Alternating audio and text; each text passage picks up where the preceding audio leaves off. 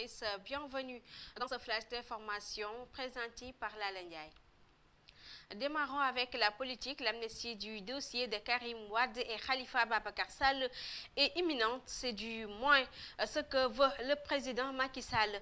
Et en effet, lors du premier conseil des ministres du nouveau gouvernement, le chef de l'État avait donné instruction au ministre de la Justice, Ismaïla Madior Fall, de retrouver des solutions pour que Karim Wade et Khalifa Ababacar Sall puissent bénéficier d'une amnistie ou toute autre solution juridique qui pourrait leur permettre de retrouver l'éligibilité.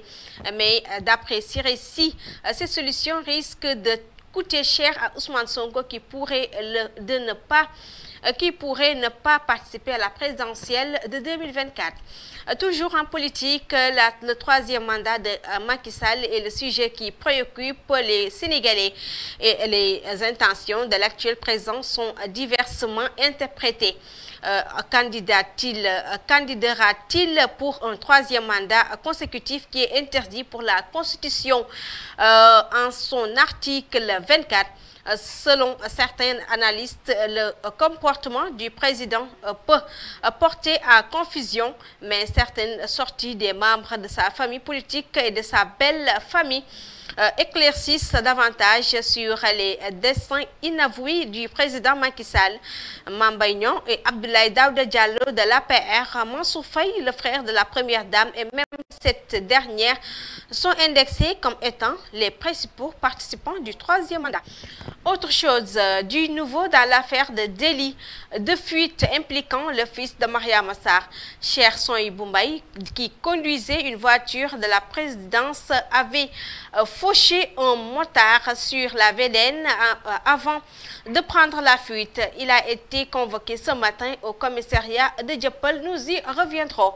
Hors de chez nous, sous la pression d'une partie de l'armée et après 48 heures de confusion, le lieutenant-colonel Paul-Henri Sandaogo Damiba s'est finalement résolu à démissionner de ses fonctions de président de la transition ce dimanche 2 octobre du matin. Selon nos informations de Jeune Afrique, le document a été signé en début de matinée. En début de matinée à 9h locale à la base aérienne de Ouagadougou. Et pour terminer avec l'actualité sportive, basketball Sénégal, l'ASC Ville de Dakar s'adjuge le trophée de l'édition 2022 de la Coupe du Sénégal. Dame devant Débaloc, l'équipe de la municipalité remporte son 3e titre consécutif, informe Sport. Merci d'avoir suivi ce flash d'information à Ciblou TV.